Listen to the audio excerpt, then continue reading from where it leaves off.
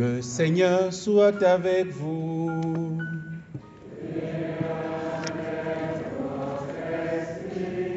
Évangile de Jésus-Christ selon saint Matthieu.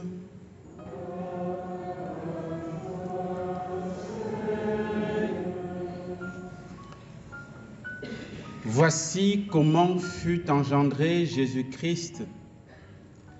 Marie, sa mère, avait été accordée en mariage à Joseph.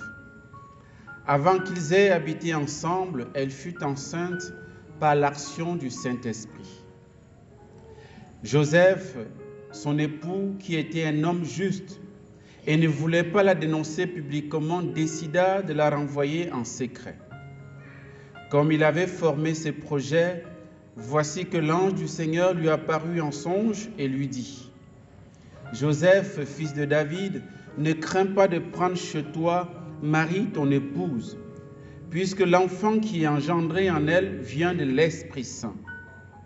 Elle enfantera un fils et tu lui donneras le nom de Jésus, c'est-à-dire le Seigneur sauve, car celui qui sauvera son peuple de ses péchés. Tout cela est arrivé pour que soit accomplie la parole du Seigneur prononcée par le prophète. Voici que la Vierge concevra et elle enfantera un fils. On lui donnera le nom d'Emmanuel, qui se traduit Dieu avec nous. Quand Joseph se réveilla, il fit ce que l'ange du Seigneur lui avait prescrit et il prit chez lui son épouse.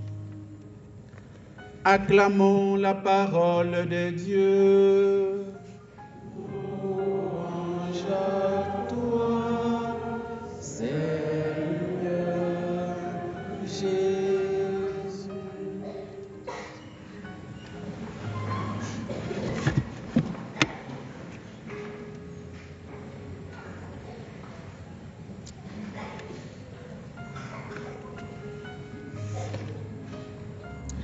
Alors, donc aujourd'hui, en ce dernier dimanche, le temps de l'Avent, l'Église nous donne de méditer sur les textes. Déjà, la première lecture nous parle de la prophétie d'un enfant, en fait de la naissance d'un enfant qui est un signe du Seigneur. Et cet enfant portera le nom d'Emmanuel. Et cette prophétie s'accomplit, on peut dire, dans l'évangile que nous avons entendu. Puisque nous sommes dans une sorte d'annonciation à Saint Joseph. L'annonciation faite à Marie a déjà eu lieu. On peut dire à peu près 3 mois plus tôt. Parce que l'histoire que nous venons d'entendre, l'épisode que nous avons entendu dans l'évangile, c'est Saint Joseph qui a surpris sa femme, Marie, enceinte. Il n'était pas au courant de l'affaire. Vous vous souvenez que, si vous vous rappelez de l'annonciation faite à Marie, dans Luc chapitre 1, verset 26 et suivant, à la fin de l'annonciation par l'ange, l'ange annonce à la Vierge Marie que sa cousine Élisabeth est enceinte et qu'elle en est à son 6e mois. Et la Vierge Marie, juste après le départ de l'ange, va s'empresser pour aller auprès de sa cousine qui est âgée et qui a besoin d'aide, forcément. Une grand-mère qui est enceinte, ce n'est pas évident. Il faut gérer la maison, il faut gérer la grossesse et tout ça. Mais elle a compris tout de suite que sa cousine, sa vieille cousine Élisabeth avait besoin d'aide. Elle est partie en hâte, nous dit l'évangile, pour aller donner un coup de main à Élisabeth, sa cousine. Et lorsqu'elle arrive, vous vous souvenez un peu de l'épisode, ça concerne maintenant la visitation, qu'elle arrive, elle salue Élisabeth, et Élisabeth est remplie du Saint-Esprit, et elle se met à prophétiser. Et elle va annoncer à la Vierge Marie. La Vierge Marie a reçu d'abord l'annonce de l'ange qu'elle concevra, elle enfantera. Mais quand, comment? Bon, elle ne sait pas. Elle a dit, je suis la servante du Seigneur qui me soit fait selon ta parole. Mais elle ne sait pas à quel moment ça s'est passé, comment et quand. Est-ce que ça va se passer dans une semaine, dans un mois? Est-ce que ça va se passer à l'instant? Est-ce que? Non, mais sauf que quand elle arrive chez sa cousine Élisabeth, elle a l'info, elle a le scoop qu'elle est déjà enceinte. puisque Élisabeth va lui dire, quel bonheur m'est-il donné que la mère de mon Seigneur vienne jusqu'à moi. Donc, elle est déjà enceinte. C'est sûr que Marie aussi est informée que le petit Jésus est déjà en elle. C'est en ce moment-là. Et donc, Marie, bon, on ne va pas prêcher sur la visitation aujourd'hui. Donc, Marie va rester avec Élisabeth, va l'aider jusqu'à l'accouchement de Jean-Baptiste. Donc, elle va faire 3 mois, puisqu'elle était à son 6e mois. 9 mois après, Jean-Baptiste arrive au monde, et donc, elle peut retourner chez elle. Ça fait quand même 3 mois qu'elle ne voit plus Joseph, et tout, donc c'est quand même bon. C'est vrai qu'ils ne vivaient pas encore ensemble. Je précise, entre guillemets, entre parenthèses, j'ouvre la parenthèse, je vais la refermer, c'est que Marie était déjà mariée à Joseph, sauf qu'ils ne vivaient pas encore ensemble. Dans la tradition juive, surtout de l'époque, je ne sais pas si c'est encore court aujourd'hui, lorsque le mariage est scellé, la mariée peut encore faire entre 6 mois jusqu'à 2 ans chez eux avant d'aller habiter avec le mari. Donc, c'était le cas de la Vierge Marie par rapport à Joseph. Donc, elle était déjà mariée. Elle attendait juste le moment pour ramasser ses bagages et aller retrouver son gars. Donc il se trouve donc que, donc comme ça fait quand même 3 mois qu'elle est partie s'occuper de sa cousine, mais il faut qu'elle rentre quand même, voilà, prendre les nouvelles de Joseph, puisqu'à l'époque, il n'y avait pas de téléphone portable, hein. Vous savez bien, il n'y avait pas de téléphone portable, il n'y avait pas de poste pour écrire les lettres, envoyer la poste et tout ça, il n'y avait rien de tout ça. Donc il fallait, voilà, c'est un peu compliqué. Donc après 3 mois, donc, elle revient. Vous imaginez qu'elle a déjà 3 mois de grossesse. Donc le ventre commence à sortir. Donc quand il arrive, Joseph constate les dégâts. Je lui ai dit, mais attends, c'est quelle histoire ça? Le gars est perplexe, il est traumatisé. Il ne faut pas croire que ce n'était pas facile pour Joseph. Hein? Le jour où on aura le temps de parler de bien des choses, vous allez comprendre que depuis que sa route a croisé celle de la Vierge Marie, sa vie a été chamboulée. Quoi. La Vierge Marie, franchement, quand vous croisez son chemin, alors attendez-vous. Hein. Donc Joseph en a payé le prix. Donc là, le gars est sous le choc. Il dit, mais bon, il n'a pas de mots, il ne sait même pas par où commencer pour demander à la Vierge Marie, mais qu'est-ce qui se passe, c'est quoi? Non, tout de suite, il dit, bon d'accord, ce que je veux faire, c'est que je vais me retirer tranquillou, sans problème. Pour que cette histoire-là, vraiment, ça me dépasse. Bon, Saint Bernard de Clairvaux dit que, en fait, l'attitude de Joseph est la même que Saint Pierre a eue lorsque vous vous souvenez de l'épisode de la pêche miraculeuse, où Jésus dit à Pierre d'avancer au large et de jeter les filets. Et Pierre dit, voilà, on a passé toute la nuit sans rien prendre, mais d'accord, suite après on va jeter les filets. Et puis, lorsqu'il va jeter les filets, il va ramasser beaucoup de poissons, ils vont remplir 2 barques jusqu'à débordement. Pierre va dire à Jésus, éloigne de toi de moi car je suis un pauvre pécheur. Vous voyez? Il ne va pas se sauter sur Jésus en disant, oui, ben, tu m'as fait avoir la pêche de ma vie. Non, il va dire, Seigneur, éloigne-toi de moi parce que je suis un pécheur. Donc, Saint Bernard de Clairvaux dit, Joseph a eu la même attitude à l'égard de la Vierge Marie. Il a compris qu'il y a quelque chose qui le dépasse, il y a un mystère qui est grand et qui le dépasse, il faut qu'il se retire. C'est plus fort que lui. C'est plus grand que lui. Et ça aussi, ce n'est pas tout à fait faux.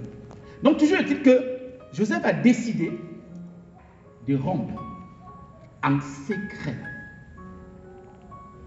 Et c'est là où je voudrais attirer notre attention sur l'attitude de Saint Joseph. Et c'est là où il nous enseigne beaucoup de choses, à mon avis. Joseph, il nous est dit ici qu'il était un homme juste. Joseph, son époux, était un homme juste et ne voulait pas la dénoncer publiquement, décida de la renvoyer en secret. Mais nous savons que, selon la Bible en général, quand on parle d'homme juste, c'est la personne qui respecte la loi. Vrai ou faux? Vous n'êtes pas d'accord? Ou bien? Oui, quelqu'un de juste, c'est celui qui respecte la loi. Ou bien, c'est comme ça. Mais comment peut-on appeler Joseph homme juste alors qu'il désobéit à la loi? Parce que pour le coup, il n'obéit pas à la loi. La loi dit que quelqu'un, une femme, qui, en plus, elle est mariée, qui commet l'adultère, mérite la lapidation. Dans Deutéronome 22, c'est ce qui est dit. C'est clair. C'est la lapidation qu'il faut. Donc Joseph, s'il est juste et s'il respecte la loi, il doit tout simplement dire l'enfant là, c'est pas moi. Donc, si vous voulez gérer la femme, la gérer là comme vous voulez, lapider là, parce que la loi le demande. Normalement, c'est ça. Être juste, selon la Bible, c'est respecter les commandements. Mais non, Joseph ne respecte pas, il désobéit à la loi. Mais en quoi est-il alors juste? Joseph, sa justice ne vient pas de la pratique de la loi. Et notre justice aussi ne vient pas parce que nous pratiquons la loi. Non, frères et sœurs. Ce n'est pas parce que tu pratiques la loi que tu es réglo, que tu ne viens jamais en retard, que tu es quelqu'un de bien, de sérieux. Non, ce n'est pas ça. Ce n'est pas ça qui fait la justesse ou la justice que Dieu attend de nous. Une justice véritable est celle qui est ajustée à la volonté de Dieu. La volonté de Dieu, c'est quoi? C'est que nous aimons, nous l'aimons et que nous aimons le prochain. C'est ça qui résume toutes les lois possibles. C'est la loi de l'amour qui dépasse, qui commande toutes les lois que nous pouvons avoir et respecter. Si l'amour n'y est pas, toutes les lois ne servent à rien. Donc Joseph, face à la pratique de la loi qui est là, va regarder la personne de Marie. Il va dire, qu'est-ce qui prime? Est-ce que c'est l'amour ou la pratique de la loi? Est-ce que c'est la personne, la sauvegarde de la personne humaine ou la sauvegarde de la loi? La loi, il faut le dire, est au service de l'homme et non l'inverse. La loi, le jour où elle ne sert plus l'homme, c'est une loi à ne pas respecter.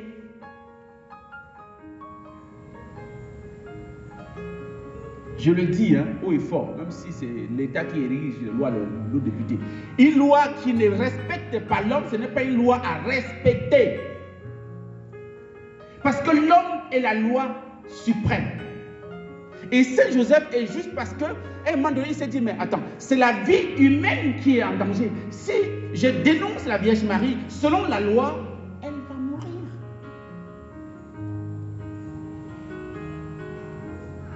Donc, Joseph va sauvegarder deux choses. Il va sauvegarder la dignité de Marie. Qu'est-ce qui s'est passé? Est-ce qu'elle a été violée? Est-ce que, je ne sais pas, enfin, il doit penser à beaucoup de choses. Mais il s'est dit, il faut que je préserve sa dignité. Elle reste une personne, je dois préserver sa dignité. Je ne dois pas aller au marché de Djebougou. Dit que, vous avez vu ce que la Vierge Marie m'a fait? Hein? Est-ce que vous êtes au courant même? Allez dans le bar le plus populaire de Djebougou. Prendre la bière en disant au barman, est-ce que tu sais ce que ma femme a fait? Non. Préserver la dignité de la personne. C'est ce que Saint Joseph a décidé de faire. Et première chose, donc, préserver la dignité de Marie. Deuxième chose, préserver sa vie. Comme je le disais, aucune loi ne tient lorsque la vie humaine est menacée. Aucune loi.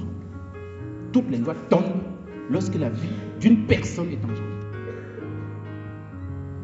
Et il a préservé pas seulement une seule vie, il a préservé deux vies. Parce que s'il fallait lapider la Vierge Marie, mais l'enfant aussi était foutu. Donc c'était deux vies qui étaient en danger. La mère et l'enfant. Joseph a préservé ces deux vies en voulant renoncer en secret à la Vierge Marie, son épouse. Et c'est alors que l'ange vient. Parce qu'il avait décidé le projet, il s'est dit quand même, bon, la nuit porte conseil. Comme on dit habituellement, la nuit porte conseil. Donc, il n'est pas allé vite, comme ça, non, on va vite, on va agir tout de suite. Non, il a dit, on se calme, même si ma douleur est grande. J'avais quand même la Miss Monde la plus jolie de la terre comme épouse. Voilà, maintenant que, voilà, bon, il fait comment? Bon, d'accord, je sais mon cœur, il va essayer de dormir, demain on va régler la chose. Et pendant la nuit, donc, Dieu intervient. Le Seigneur vient le visiter dans le songe. Il lui dit, Saint Joseph, non pas Saint Joseph, il n'est pas saint, en fait. L'ange lui dit, ne t'inquiète pas, l'enfant que porte ton épouse Marie vient du Saint-Esprit. Cet enfant ne vient pas d'un homme, ça vient de Dieu. Et donc, n'aie pas peur, n'aie pas crainte de prendre Marie ton épouse. L'ange vient à travers cette parole, cette annonciation, enfin, faite à Joseph, le guérir de son traumatisme. Son cœur était blessé, déchiré. Moi, je m'imagine à sa place. Hein. Ah non, ça, je ne sais pas s'il allait dormir. Je ne sais pas combien il a fait pour dormir.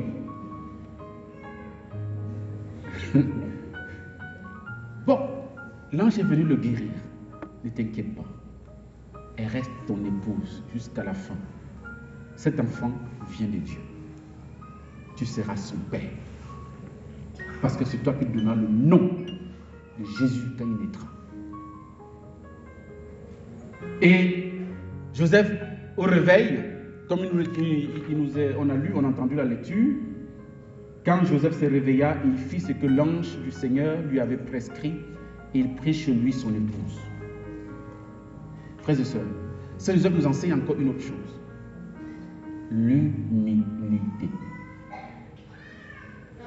Joseph est un pécheur comme vous et moi. Il n'est pas irréprochable. Il peut se tromper. Il a le droit de se tromper. Comme nous tous, on a le droit de se tromper.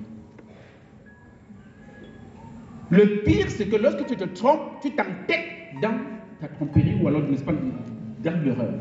Joseph est à même de changer sa vue, de changer sa vision, de changer sa décision parce qu'il y a un élément nouveau qui intervient. Vous vous souvenez, n'est-ce pas, de quelqu'un d'autre qui s'appelle Hérode, qui a organisé un anniversaire, et puis sa belle-fille a dansé, et puis lui a promis même la moitié de son royaume.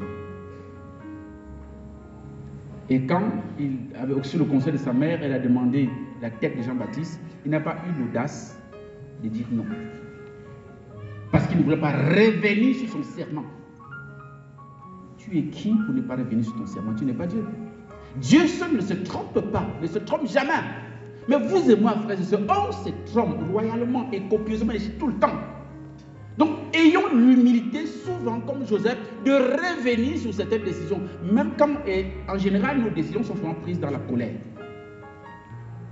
Et la colère est mauvaise conseillère. Et lorsque tu t'es calmé, reviens sur ta décision. Reviens sur ta décision. Parce que tu n'es pas Dieu. Tu n'es qu'un homme faillible. Joseph nous enseigne donc qu'on peut se tromper, comme lui il s'est trompé sur le compte de Marie. Il s'est trompé. Mais lorsque l'ange lui a dit non, ne t'inquiète pas, il a compris. Il s'est ressaisi et puis il a fait ce que l'ange a demandé. Tranquille. Je voudrais revenir sur la loi. Les lois mortifères. Que je disais, il ne faut pas respecter les lois qui nous conduisent à tuer, qui nous conduisent au mal. Et dire que Joseph nous enseigne qu'il faut préserver la vie par tous les moyens, même au prix d'avoir un cœur blessé, d'être continuellement toute notre vie. Parce que Joseph était parti pour avoir toute sa vie blessée. Hein. Heureusement que l'ange est venu la nuit le calmer et le guérir. Mais sinon, toute sa vie était foutue. Il allait passer toute sa vie à regretter Marie, à pleurer sur Marie. Pourquoi? Parce qu'il a décidé de sauver la vie plutôt que de la tuer. Autrement, il s'est mis lui-même à risque. Il a décidé même que sa vie soit pourrie, mais pourvu qu'une vie soit préservée. Et j'en profite pour vous dire, frères et sœurs, parce que ce sont des choses qui sont courantes dans notre société, les avortements. Rien ne peut justifier un avortement. Aucune raison. Je dis aucune. On ne peut pas tuer une vie parce que, soi-disant, on est encore à l'école, soi-disant, on ne s'y attendait pas, soi-disant, en fait, pour des raisons soit économiques ou bien je ne sais pas quoi. On n'a pas le droit. Il n'y a aucune raison qui justifie de tuer une vie. faisons comme Saint Joseph, quitte à ce que tout le monde nous crie dessus. Même les parents, s'ils veulent nous crier dessus, s'ils veulent nous jeter dehors. Mais la vie qui est en nous, préservons-la. N'allons pas de péché en péché. On a fait un péché, l'enfant se trouve là, on assume. On rend grâce au Seigneur parce qu'il a créé une vie en nous. Il ne faut pas qu'on détruise cette vie parce qu'on veut bien passer pour quelqu'un de bien, pour une fille de bien, ou pour un garçon de bien. Non, non. Et rien ne justifie. Même si tu as 6 enfants, tu as 7 enfants, tu voulais t'arrêter peut-être à 5, tu te trouves avec 7. Il y a un 8e qui arrive, tu gardes.